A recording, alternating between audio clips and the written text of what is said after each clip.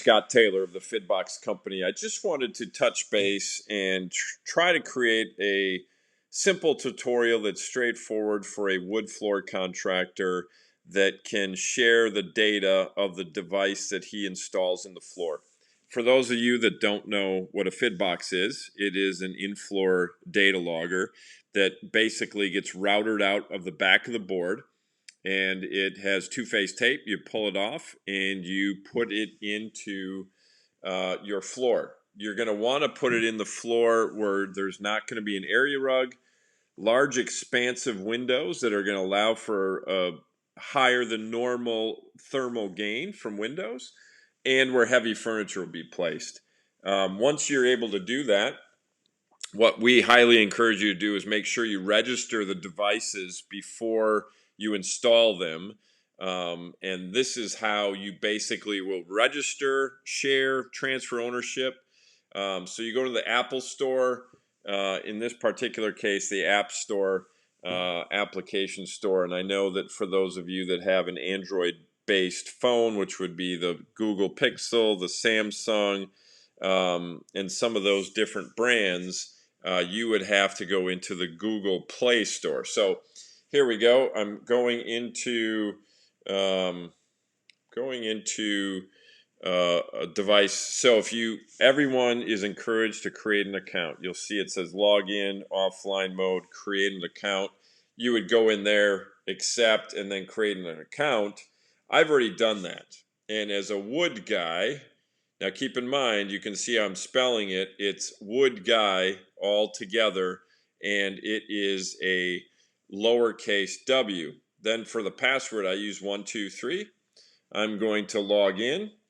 I am going to hit the plus sign, and with the plus sign, I'm going to add a Fidbox. So what we're going to do is say 0355. Every Fidbox has its own serial number. Name is going to be training. We're going to connect. Now, excuse me, in order to speed this up, I've used a magnet. There is a metallic toggle switch inside the Fidbox that will actually flip. And once that flips, it will actually put it into communication mode. And once we're able to do that, we're able to add the device as we are doing. So now I have it. It's added. As you can see, it's activating device. The manufacturer, we're just going to put other manufacturer, other product, floor treatment, doesn't matter. It's not applicable. Street, we're going to say Maine, house number 123. We're going to go down to the postal code 12345. City, Heartland. We'll go to country, USA, and we're going to hit done. We're going to save that device to this particular account, Wood Guy, as everybody knows. Now, when you log in, this is what you'll see. And if you have multiple devices, you just hit the multiple devices there. Or if you have one device, you could just hit the training, which is what I named. So let's say that the homeowner wants to see the data or wants to participate. You can still see the data, but if they want to participate, because this does use Bluetooth connectivity, that they have to be in the house in order to do that. So what we want to do is go into the device itself. You can see that it's loading, just where we went back to. Now, transfer ownership is what we're going to touch on. Now, I've already established an email. Very important to get the homeowner's email. So this is homeowner@mail.com. Make sure that you touch on shared device with my account, right? That was the wood guy. We're going to now transfer ownership. So now when we transfer ownership, you are now no longer have a device on your account. So we're going to log out. Now we're going to go into homeowner. We're going to go password 123. We're going to log in. Oops. As this is a great example, homeowner is with a capital H. That's how frustrating it can be if you don't use the correct ones. So now the homeowner, when we go to my devices, has training, right, which we talked about. So if we go to training and we hit the pencil icon and about share the data on the very bottom, you're going to see who that's shared to. As you can see, woodguy@mail.com. If you wanted to share it to the builder, you could do that as well. So I've set that up as well, builder@mail.com. We're going to share it with that builder as well. So now you have two people that homeowner is sharing the data with. So if they do have an issue, you can go to your app to look at it. Now that's if the homeowner does synchronize their product. So now that we have it under the homeowner listing, what we're going to do is we're going to log out. We're going to go into the Wood Guy, and remember it's a lowercase letter. So we're going to go Wood Guy. We're going to go 1, 2, 3, hit login, and then what we're going to do is go to the devices, my devices, and as you can see, the devices is only a shared device, right? So the shared device is what you have transferred to that homeowner. So now if we want to go back, what we could do is go back to the homeowner, and the homeowner, capital H, homeowner, 1, 2, 3. You can do this if the device is shared to you or if you're the owner. And touch on the training side of it. This is what we named it. I'm sorry, let's go back. Just touch on my devices, then touch on the device itself. And then we're going to go to the bottom and show history. And now you can see in a portrait or a vertical way what type of data is being collected. You can see the blue bar on the bottom. Now if I turn this horizontally, you can actually stretch out the blue bar even further.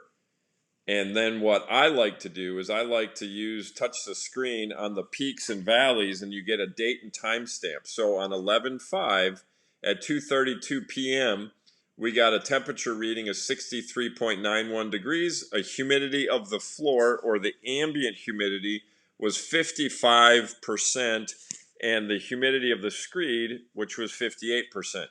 Now, with that being said, it's really crucial for an in-floor heat system to understand how warm that floor got. And as everyone would know, any floor that exceeds 80 degrees basically puts the floor in jeopardy and voids the warranty by the manufacturer. So we're going to turn it back vertically.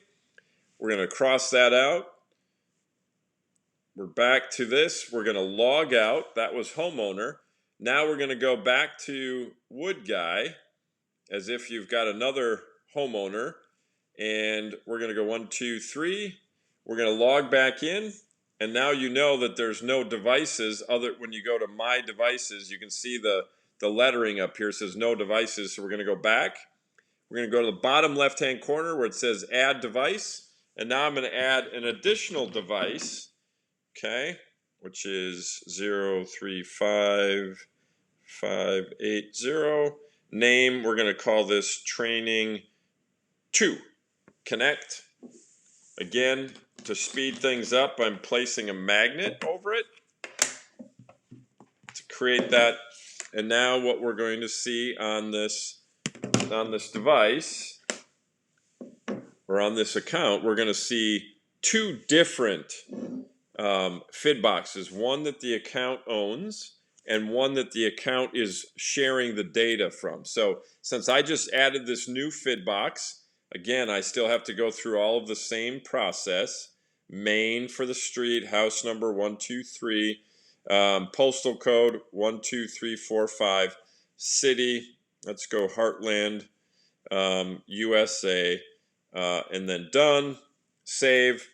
And now the Wood Guy, the wood floor contractor, is going to be able to go to his screen and my devices, and you can see training 2 now belongs to this account, and then the shared devices are in the account below.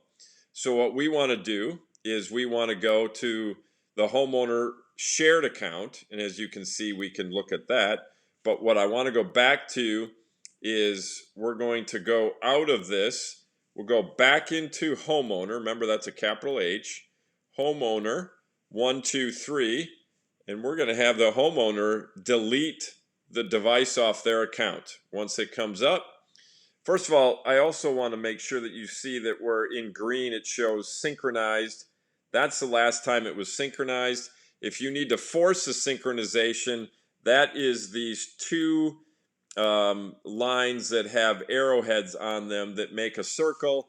That's how you would manually synchronize it. You have to be within, they say 20 feet. I always say be close to the device as you can. So we're going to go into this, my devices. This is the homeowner. We're going to hit the garbage can. And now we're deleting the device from that. We're going to go back. We're going to log out. We're going to go wood guy. Remember, small letter, wood guy. And then we're going to go 1, 2, 3. And that shared device is not going to be a part of this particular account. We're going to go to my account or my devices, and you see that's it there. So if you wanted to include multiple people or multiple account holders on sharing data, this is where you go into share data. So let's go into builder@mail.com, and it is perfectly fine for you to own the FidBoxes and only use those FidBoxes or when you go back for a claim to extract the data. Some homeowners, and I would say if 51% is the majority of homeowners don't want to know anything about it. However, it is a crucial tool to help you as a contractor understand what that floor has been exposed to in order to diagnose what exactly went on while you were not there. So I'm adding this, sharing this to another. So now I have one to the builder and the homeowner. And again, this is something that you could do with the homeowner as the owner of the actual device. If for any reason you have any questions, feel free to call me, 414-405-2489. I hope this was helpful. I've done this for a lot of different companies. Sometimes I even duplicate any issues they may have to show them how to get out of it. Hope all's well. Thank you so much.